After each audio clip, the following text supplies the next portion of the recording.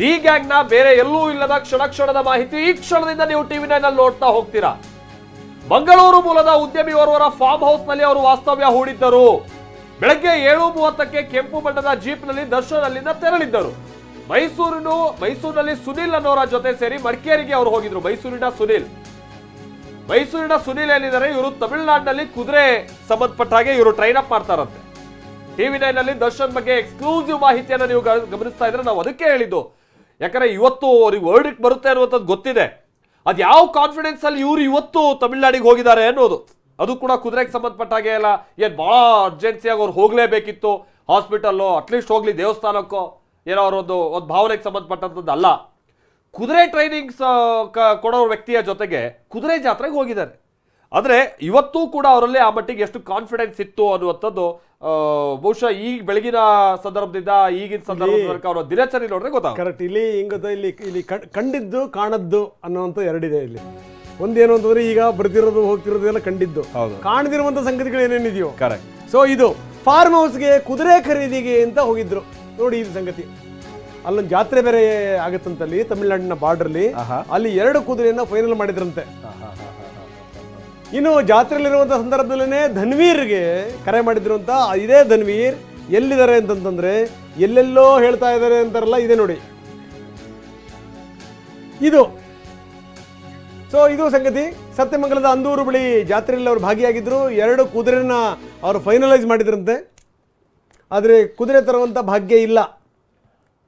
ಮುಂದೆ ಪಿಕಪ್ ಅಲ್ಲಿ ಕುದುರೆಗಿದ್ರೆ ಏನಿಲ್ಲ, ಬೇರೆ ಪಿಕಪ್ ಅಂತ ಕಾಣಿಸುತ್ತೆ.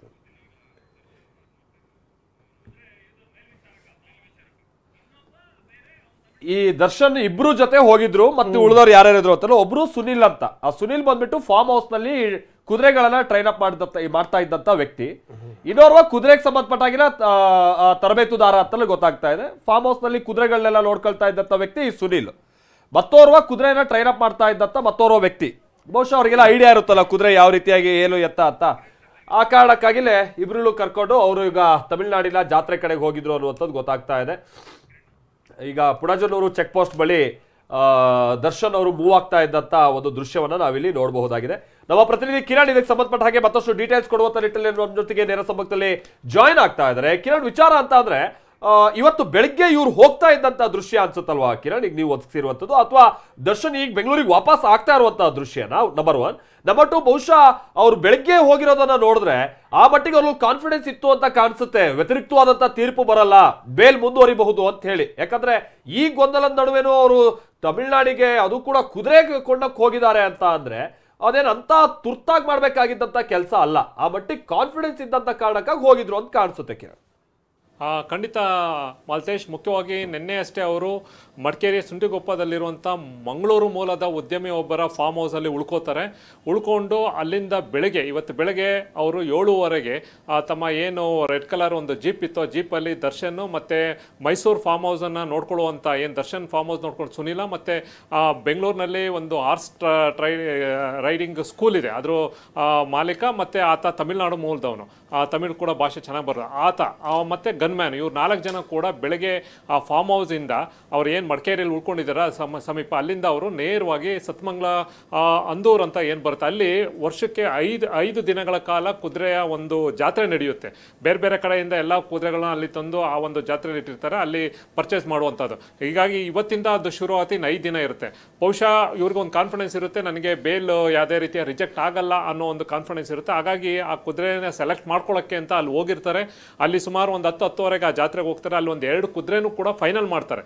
ಫೈನಲ್ ಮಾಡ್ಬೇಕಾದ್ರೆ ಧನ್ವೀರ್ಗೆ ನೇರವಾಗಿ ದರ್ಶನ್ಗೆ ಫೋನ್ ಮಾಡಿ ಸುಪ್ರೀಂ ಕೋರ್ಟಲ್ಲಿ ಆದಂಥ ಏನು ಬೇಲ್ ರಿಜೆಕ್ಟ್ ಆಗಿರೋದ್ರ ಬಗ್ಗೆ ಮಾಹಿತಿ ನೀಡ್ತಾರೆ. ನಂತರ ಅವರು ಅಲ್ಲಿಂದ ಈಗ ಈ ವಿಚಾರ ತಿಳಿದು 11:30 ಅಲ್ಲಿಂದ ಅವರು ವಾಪಸ್ಸು ಬೆಂಗಳೂರು ಕಡೆಗೆ ಬರ್ತಾ ಇದ್ದಾರೆ ಅನ್ನೋ ಒಂದು ಮಾಹಿತಿ ಇದೆ. ಈಗ ಸಂಬಂಧಪಟ್ಟಂತೆ ಇನ್ನು ಉಳಿದಂತೆ ಅವ್ರ ಜೊತೆ ಮೈಸೂರಿವರೆಗೂ ಹೋಗಿದ್ದಂಥ ಲಕ್ಷ್ಮಣ್ ಇರ್ಬೋದು, ಅವರು ಈಗ ಆಲ್ರೆಡಿ ಸರೆಂಡರ್ ಆಗಿದ್ದಾರೆ. ಪೊಲೀಸರಿಗೆ ಫೋನ್ ಮಾಡಿ ಅವರೇ ಏನು ಒಂದು ಎಕ್ಸ್ಪ್ರೆಸ್ ಹೈವೇ ಹತ್ರ ಬಂದಿದ್ದಾರೆ, ಪೊಲೀಸರು ಅವ್ರನ್ನ ಕರ್ಕೊಬರ್ತಾ ಕೆಲಸವನ್ನ ಒಂದು ಕಡೆ ಮಾಡ್ತಾ ಇದ್ದಾರೆ. ಕಿರಣ್ ಇಲ್ಲಿ ಇಂಪಾರ್ಟೆಂಟ್ ಸಂಗತಿ ಏನು ಅಂತಂದ್ರೆ, ಅವರೇ ಬಂದು ಏನಾದರೂ ಸರೆಂಡರ್ ಆಗ್ತಾರಾ ಅಥವಾ ಇವರು ಪೊಲೀಸರು ಅರೆಸ್ಟ್ ಮಾಡಬೇಕು ಅಂತ ಇದ್ದಾರಾ? ಯಾಕಂದ್ರೆ ಒಂದು ಮೂಲದ ಪ್ರಕಾರ ಅವರು ನೇರವಾಗಿ ಕೋರ್ಟಿಗೆ ಬಂದು ಸರೆಂಡರ್ ಆಗ್ತಾರೆ ಅನ್ನೋ ಮಾಹಿತಿ ಕೂಡ ಲಭ್ಯ ಆಗಿದೆ. ಏನಂತೀರಿ? ಇಲ್ಲ ಅದೇ ಆ ಒಂದು ದಿಕ್ಕಿನಲ್ಲೇ ಕೂಡ ಈಗ ಪೊಲೀಸರು 3 ತಂಡಗಳು ಮಾಡ್ಕೊಂಡು ಈಗ ಉಳ್ಕೊಂಡಿರುವಂಥದ್ದು ದರ್ಶನ್ ಒಬ್ಬರೇ. ಉಳಿದ 7 ಜನದಲ್ಲಿ 6 ಜನನ ಈಗಾಗಲೇ ಪೊಲೀಸರು ಕಂಪ್ಲೀಟ್ ಅವರ ಒಂದು ರ್ಯಾಡರ್ ಅಲ್ಲಿ ಇದ್ದಾರೆ. ಈಗಾಗಲೇ 4 ಜನನ ಪೊಲೀಸರು ಕೂಡ ಅರೆಸ್ಟ್ ಮಾಡಿ ಅವರ ಪ್ರೊಸೀಜರ್ ಮಾಡ್ತಾ ಇದ್ದಾರೆ. ಇನ್ನು ಚಿತ್ರದುರ್ಗದಲ್ಲಿ ಅವರು ಕೂಡ ಪೊಲೀಸರಿಗೆ ಫೋನ್ ಮಾಡಿದ್ದಾರೆ, ನಾವು ರೆಡಿ ಇದ್ದೀವಿ ಬಂದು ಕರ್ಕೊಂಡು ಹೋಗಿ ಅಂತ.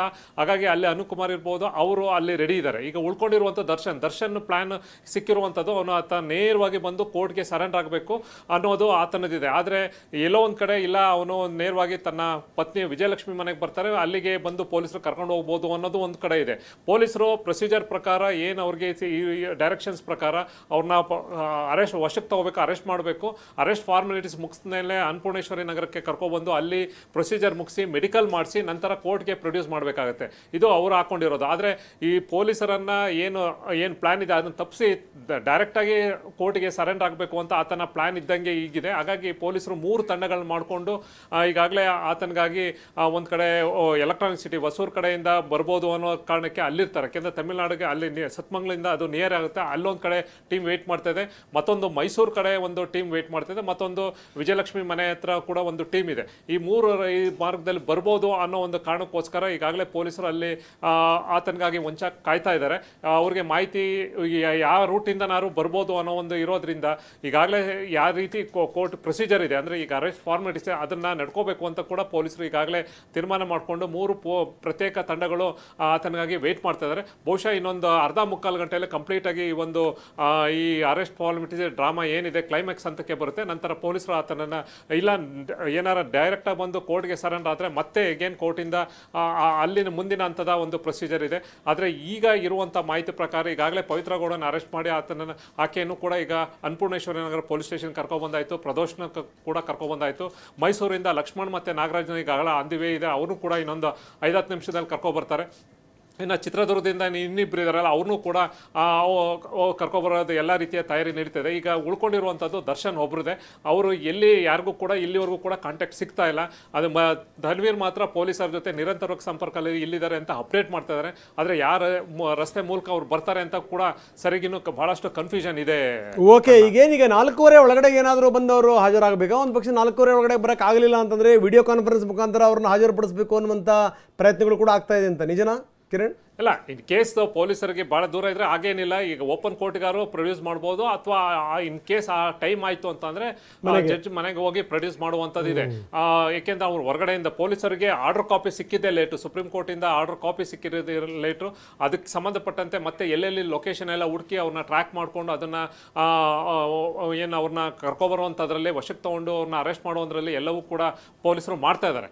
ಈಗ ಅವ್ರನ್ನ ವಿಡಿಯೋ ಕಾನ್ಫರೆನ್ಸಿಂದ ಡೈರೆಕ್ಟಾಗಿ ಅವ್ರನ್ನ ಕರ್ಕೊಬಂದು ಪ್ರೊಡ್ಯೂಸ್ ಮಾಡುವಂಥದ್ದೇ ಸಾಧ್ಯತೆ ಜಾಸ್ತಿ ಇದೆ Ranganath. Yes, okay, thank you, ಧನ್ಯವಾದ. ಹಾಗೆ ಈ ಚಾಮರಾಜನಗರದ ಈ ಚೆಕ್ ಪೋಸ್ಟ್ ನಿಂದ ಅವರು ಹೊರಡ್ತಾ ಇದ್ದಂಥ ಸಂದರ್ಭ ಇವತ್ತು ಬೆಳಗ್ಗೆ ಟಿವಿ9ಗೆ ಮಾಹಿತಿ ಗೊತ್ತಾಯಿತು. ಕೂಡಲೇ ಚೆಕ್ ಪೋಸ್ಟ್ ಬಳಿ ನಮ್ಮ ಪ್ರತಿನಿಧಿ ಕೂಡ ಹೋದ್ರು, ಅಲ್ಲಿಂದ ಅದು ವರದಿ ಕೊಟ್ಟಿದ್ದಾರೆ, ಬನ್ನಿ ನೋಡ್ಕೊಂಬೋಣ. ಮಲೆನಾಡು ಚಾಮರಾಜನಗರ ಜಿಲ್ಲೆಯಲ್ಲಿ ಸಾಕಷ್ಟು ಒಂದು ವಿಡಿಯೋ ವೈರಲ್ ಆಗ್ತಾ ಇದೆ. ಆ ವಿಡಿಯೋ ಏನಂತ ಹೇಳಿದರೆ, ಈ ತಾವು ನೋಡ್ತಾ ಇರಬಹುದು ದೃಶ್ಯಗಳಲ್ಲಿ, ನಾನೀಗ ಏನು ಒಂದು ಸುವರ್ಣವತಿ ಟೋಲ್ ಏನಿದೆ, ಈ ಒಂದು ಟೋಲ್ ಗೇಟ್ ಮುಖಾಂತರವಾಗಿ ಬೆಳಗ್ಗೆ 6 ಗಂಟೆ 11 ನಿಮಿಷಕ್ಕೆ ನಿಖರವಾಗಿ ಚಾಲೆಂಜಿಂಗ್ ಸ್ಟಾರ್ ದರ್ಶನ್ ಅವರು ಇದೇ ಒಂದು ಮಾರ್ಗವಾಗಿ ತಮಿಳುನಾಡಿಗೆ ಹೋಗಿದ್ದಾರೆ ಅಂತ ಹೇಳಿ ಸಾಕಷ್ಟು ಸುದ್ದಿಗಳು ವೈರಲ್ ಆಗ್ತಿರುವಂಥದ್ದು. ಯಾವಾಗ ಟಿವಿ9 ಸುದ್ದಿ ಕೂಡ ವರದಿ ಪ್ರಸಾರ ಮಾಡ್ತಾ ವಿತ್ CCTV ಫುಟೇಜ್ ಮುಖಾಂತರವಾಗಿ ಈಗ ಸ್ಥಳಕ್ಕೆ ಕೂಡ ಸಾಕಷ್ಟು ಸಂಖ್ಯೆಯಲ್ಲಿ ಪೊಲೀಸ್ ಅಧಿಕಾರಿಗಳು ಕೂಡ ಈಗ ಭೇಟಿ ಕೊಟ್ಟಿರುವಂಥದ್ದು. ಪೊಲೀಸ್ ಅಧಿಕಾರಿಗಳು ಕೂಡ ಭೇಟಿ ಕೊಟ್ಟು ಏನು ಮೂವ್ಮೆಂಟ್ ಆಗಿರುವಂತಹ ವಾಹನದ ಸಂಖ್ಯೆ ಆಗಿರ್ಬೋದು, ಮತ್ತು ಆ ಒಂದು ಸಂದರ್ಭದಲ್ಲಿ ಟೋಲ್ ಗೇಟ್ನಲ್ಲಿ ಯಾರೆಲ್ಲ ಕಾರ್ಯವನ್ನು ನಿರ್ವಹಿಸ್ತಾ ಇದ್ರು, ಕರ್ತವ್ಯನ ಯಾರು ನಿರ್ವಹಿಸ್ತಾ ಇದ್ರು, ಅವರ ಬಳಿ ಮಾಹಿತಿಯನ್ನು ಕೂಡ ಕಲೆ ಆಗ್ತಿರುವಂಥದ್ದು. ತಾವು ಕೂಡ ನೋಡ್ತಾ ಇರ್ಬೋದು. ನಾನೀಗ ಏನು ಈ ಒಂದು ಟೋಲ್ ಇದೆ, ಟೋಲ್ನ ಮುಖ್ಯವಾದಂತಹ ಒಂದು ಕಚೇರಿ ಬಳಿ ಇರುವಂಥದ್ದು. ಈ ಒಂದು ಕಂಟ್ರೋಲ್ ರೂಮಲ್ಲಿ ಸಂಪೂರ್ಣವಾಗಿ ಒಂದು ಏನು CC ಕ್ಯಾಮ್ರಾಗಳನ್ನು ಪರಿಶೀಲನೆ ಮಾಡ್ತಾ ಇರುವಂಥದ್ದು. ಈಸ್ಟ್ ಠಾಣೆಯ ಸರ್ಕಲ್ ಇನ್ಸ್ಪೆಕ್ಟರ್ ಕೂಡ ಈಗ ಸ್ಥಳಕ್ಕೆ ಭೇಟಿ ಕೊಟ್ಟಿದ್ದಾರೆ. ಎಲ್ಲ CC ಕ್ಯಾಮ್ರಾಗಳನ್ನು ಕೂಡ ತಪಾಸಣೆ ಮಾಡ್ತಾ ಇರುವಂಥದ್ದು. ತಾವು ಕೂಡ ನೋಡ್ತಾ ಇದ್ದೀರಾ ದೃಶ್ಯಾವಳಿಗಳಲ್ಲಿ ಸಂಪೂರ್ಣವಾಗಿ ಏನು ಟೋಲಲ್ಲಿ ಯಾವೆಲ್ಲ ವಾಹನಗಳು ಪಾಸ್ ಆಗಿದೆ ಅಂತ ಹೇಳಿ ಮಾಹಿತಿನ ಕಲೆ ಆಗ್ತಿರುವಂಥದ್ದು. ಸರಿಸುಮಾರು ಬೆಳಗಿನ ಜಾವ 6 ಗಂಟೆ 11 ನಿಮಿಷಕ್ಕೆ ನಿಖರವಾಗಿ 2 ವಾಹನಗಳು ಪಾಸ್ ಆಗುತ್ತೆ. ಮೊದಲನೇದಾಗಿ ಕೆಂಪು ಬಣ್ಣದ ಜೀಪ್ ವ್ಯಾಂಗ್ಲರ್ ಕಾರ್ ಪಾಸ್ ಆಗುತ್ತೆ. ಜೀಪು ಆ ಒಂದು ವ್ಯಾಂಗ್ಲರ್ ಪಾಸ್ ಆದಂಥ ಬೆನ್ನೆಲೆಯಲ್ಲಿ ಅದರ ಹಿಂದೆ ಕೂಡ ಫಾರ್ಚುನರ್ ಕಾರ್ ಕೂಡ ಬಿಳಿ ಬಣ್ಣದ ಕಾರ್ ಪಾಸ್ ಆಗುತ್ತೆ. ತಾವು ನೋಡ್ತಾ ಇದ್ದಾರೆ, ಈಗ ಪೊಲೀಸರು ಕೂಡ ಭೇಟಿ ಕೊಟ್ಟಿದ್ದಾರೆ, ನಿಖರವಾದಂತಹ ಮಾಹಿತಿಯನ್ನು ಕಲೆ ಹಾಕ್ತಾ ಇದ್ದಾರೆ. ಈ ಒಂದು ಟೋಲ್ ಮುಖಾಂತರವಾಗಿ ತಮಿಳುನಾಡಿಗೆ ಎಂಟ್ರಿ ಕೊಡ್ಬೋದು. ಹಾಗಾಗಿ ಪುಣಜೂರು ಚೆಕ್ ಪೋಸ್ಟ್ ಏನಿದೆ, ಫಾರೆಸ್ಟ್ ಚೆಕ್ ಪೋಸ್ಟ್, ಅಲ್ಲೂ ಕೂಡ ಮಾಹಿತಿಯನ್ನು ಕಲೆ ಆಗ್ತಾ ಇರುವಂಥದ್ದು.